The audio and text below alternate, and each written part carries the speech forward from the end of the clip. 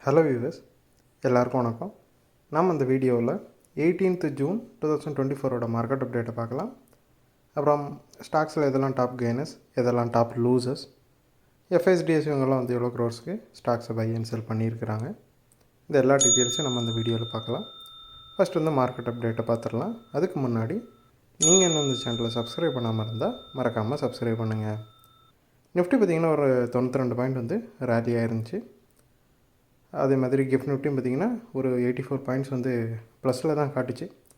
So இதுக்கு முக்கியமான காரணம் வந்து எஃப்எஸ்டிஎஸோட அந்த பை தான். ஸோ அவங்க வந்து ரொம்பவே பாசிட்டிவாக டர்ன் ஆகிருக்கிறதுனால மார்க்கெட் வந்து கொஞ்சமாக பாசிட்டிவ் மொமெண்டத்தில் ரேலி ஆகிட்டுருக்குது. ஓப்பன் ஆகிறப்பவும் பார்த்திங்கன்னா 19th ஜூன் அன்றைக்கி மார்க்கெட் வந்து இந்த கிஃப்ட் நிஃப்டி 84 பாயிண்ட்ஸ் வந்து ரேலி ஆகிருந்ததை ரெஸ்பெக்ட் பண்ணுற விதமாக அதே அளவுக்கு 80 பாயிண்ட்ஸ் வந்து கேப் அப்பில் தான் ஓப்பன் ஆகிருந்துச்சு. அப்புறம் ஸ்டாக்ஸில் பார்த்திங்கன்னா டாப் கெய்னர்ஸில் வந்து ஃபஸ்ட்டு ஸ்ரீராம் ஃபினான்ஸ் இருக்குது. அது ஒரு 97 பாயிண்ட் வந்து ரேலி ஆகிருக்குது. யூகேயில் இருக்கிற ஒரு ப்ரோக்கரேஜ், அதாவது மார்ஷல் வேஸ் அப்படிங்கிற கம்பெனி வந்து ஸ்ரீராம் ஃபினான்ஸில் இருந்து ஒரு கணிசமான அளவுக்கு வந்து ஸ்டேக்கை விற்றுருக்குறாங்க. ஸோ அதனால் இந்த ஸ்ரீராம் ஃபினான்ஸ் வந்து நல்லா ரேலி ஆச்சுது.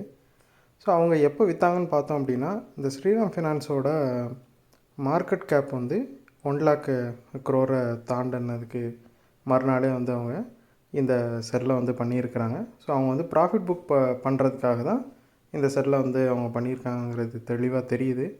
ஸ்ரீராம் ஃபினான்ஸ் பார்த்திங்கன்னா எப்போது நிஃப்டி 50 ஆட் ஆச்சோ அதுக்கப்புறமாவே கொஞ்சம் நல்லாவே ரேலி ஆகிட்டு இருக்குது. அப்புறம் பவர் கிரிட்டுக்கார் பார்த்திங்கன்னா ஒரு 10 பாயிண்ட் வந்து ரேலி ஆகிருக்குது. ஸோ இதுக்கு வந்து நிறைய ப்ரோக்கரேஜஸ் வந்து பைக்கால் கொடுத்தாங்க.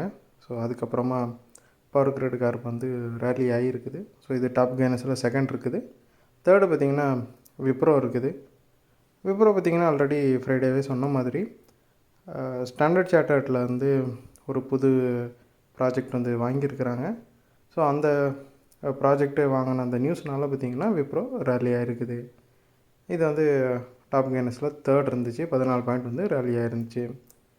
அப்புறம் டாப் லூசர்ஸில் ஃபஸ்ட்டு பார்த்திங்கன்னா மாருதி சுசுகி இருக்குது. ஒரு 284 பாயிண்ட் வந்து விழுந்திருக்குது. இது எதனான்னு பார்த்தோம் அப்படின்னா, ஹூண்டாய் மோட்டார்ஸ் இந்தியா வந்து ஒரு ஐபிஓ கொடுக்க போகிறாங்க. அதாவது ஹூண்டாய் மோட்டார்ஸ் வந்து இந்தியாவில் அவங்களோட கம்பெனியை ரிஜிஸ்டர் பண்ணி ஒரு ஐபிஓ ரெடி பண்ணுறாங்க.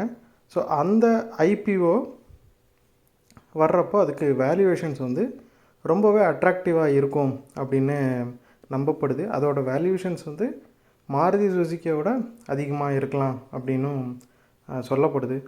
ஸோ அதனால் பார்த்திங்கன்னா மாருதி சுசுக்கியோட ஸ்டாக்ஸ் வந்து இந்த அளவுக்கு விழுந்துட்டுருக்குது.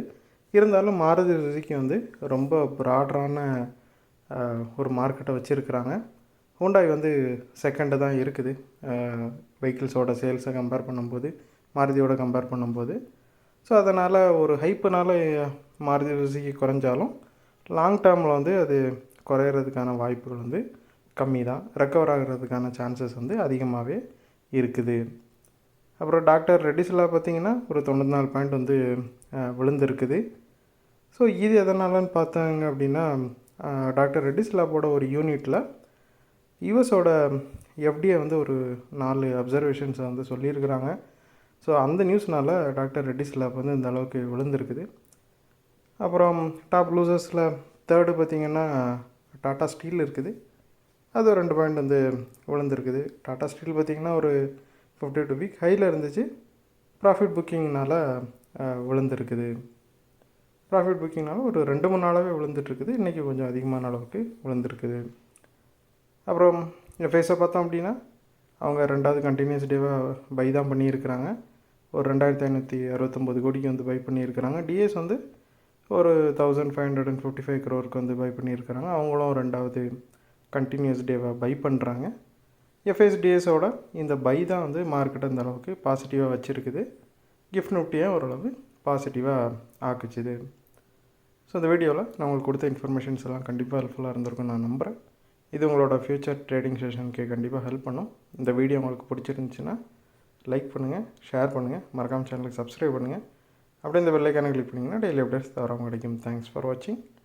Keep supporting. நான் இன்னொரு வீடியோவில் உங்களை சந்திக்கிறேன். தேங்க்யூ.